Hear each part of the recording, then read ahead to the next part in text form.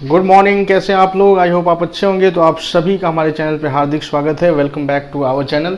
तो मेरे प्यारे बच्चों, चलो आज हम लोग पुराण पढ़ते हैं। क्या पढ़ेंगे? पुराण। जैसा आप देख पा रहे होंगे बोर्ड पे, पुराण। ठीक है, चलिए तो इसके विषय में जिक्र करेंगे। इसके पहले हम लोग उपनिषद, वेदांग, वेदांत सब हम लोग पढ़ चुके हैं। ठीक है, वीडियो जाकर देख लीजिएगा। ठीक है, तो चलिए आज हम लोग पुराण पढ़ते हैं। पुराण का मतलब क्या होता है मेरे प्यारे बच्चों? पुराण का मतलब क्या होता है? पुराण यानी पुराना, है ना? तो पुराण, ठीक है, यानी पूरा जोड़ अन्न, पूरा जोड़ अन्न। अगर इसको तोड़ते हैं तो पूरा यानी हो गया पुराना, ठीक है। अन्न मतलब कहना, यानी कि कथा, है ना, कथा। तो पुराना कथा, तो इसी को कहते हैं पुराण, यानी पुराना कथा। पुराण का मतलब क्या हुआ? पुराना कथा, ठीक है ना। इसका मतलब यही हुआ। पुराण में क्या होता है कि उसमें पुरानी कथाओं का वो संग्रह है। ठीक है, अब देखिए पुराणों की संख्या कितनी है। पुराणों की संख्या कितनी है? तो कुल पुराणों की संख्या जो है मेरे प्यारे बच्चों 18 है। ठीक है ना, कुल पुराणों की संख्या कितनी है? 18 है। एक चीज, चैनल को जरूर सब्सक्राइब कर दीजिएगा, वीडियो को लाइक और शेयर कीजिए मेरे प्यारे बच्चों, और कमेंट बॉक्स में लिखिए वीडियो आपको कैसा लगा। ठीक है, जो ऐप पे पढ़ाया जा रहा है उसको आपको फ्री ऑफ कॉस्ट में यूट्यूब पे भी प्रोवाइड किया जा रहा है, तो आप इसका लुत्फ उठाइए और इसको वीडियो को देखिए। छोटे वीडियोज होते हैं जो काफ़ी आपके लिए इंपॉर्टेंट होते हैं, 2-3 बार देख लेंगे तो बिल्कुल आप इसको समझ जाएंगे। ठीक है, तो चलिए संख्या कितनी है पुराणों की मेरे प्यारे बच्चों? 18। संख्या कितनी है? 18। पुराणों की संख्या कितनी है? 18। अब देखिए पुराणों के रचयिता यानी पुराणों की रचना किसने की? पुराणों की रचना किसने की? इसमें इंक नहीं है, इसको थोड़ा दे दीजिएगा भर के। तो चलिए काम चलाओ। रचना किसने की? ठीक है, पुराणों की रचना। ये थोड़ा सा विवादित है मेरे प्यारे बच्चों, लेकिन ये माना जाता है वेद व्यास को। किसको माना जाता है?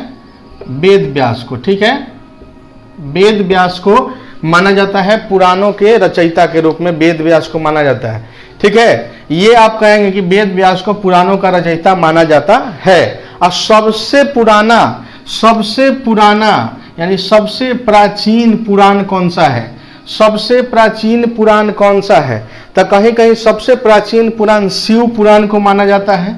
किसको माना जाता है? शिव पुराण को। तो चलिए आप देखते हैं कि संकलन इसका किस काल में हुआ। देखिए संकलन इसका किस काल में हुआ।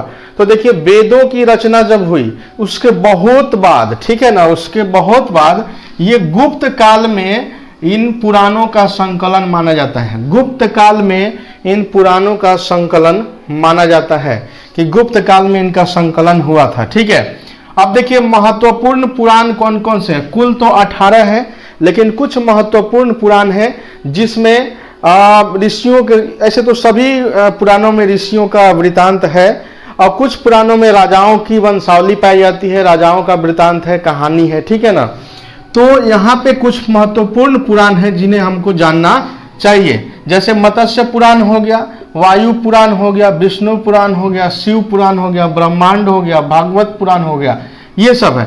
इसके अलावा भी और सारे पुराण है, और भी बहुत सारे पुराण हैं। तो 18 कुल पुराण है, लेकिन ये जो है कुछ इंपॉर्टेंट पुराण है मेरे प्यारे बच्चों। ठीक है, तो इसको जानना चाहिए मेरे प्यारे बच्चों। ठीक है, चलिए अब आगे देखते हैं कि विष्णु के 10 अवतारों का जिक्र किस पुराण में हुआ है। विष्णु के 10 अवतारों का जिक्र किस पुराण में हुआ है? विष्णु के 10 अवतारों का जिक्र किस पुराण में हुआ है? तो वो मत्स्य पुराण में हुआ है। मत्स्य पुराण में विष्णु के 10 अवतारों का जिक्र है। ठीक है ना, जिसमें रामावतार भी, कृष्णावतार भी दिखाया गया है। ठीक है, तो ये सब अवतार दिखाया गया है मेरे प्यारे बच्चों। पुराण जो है, देखिए पहले वेद, उसके बाद उससे कई सारे उस पर टीका लिखे गए, कई सारे उपनिषद लिखे गए, वेदांग, वेदांत, है ना, ये सब लिखे गए।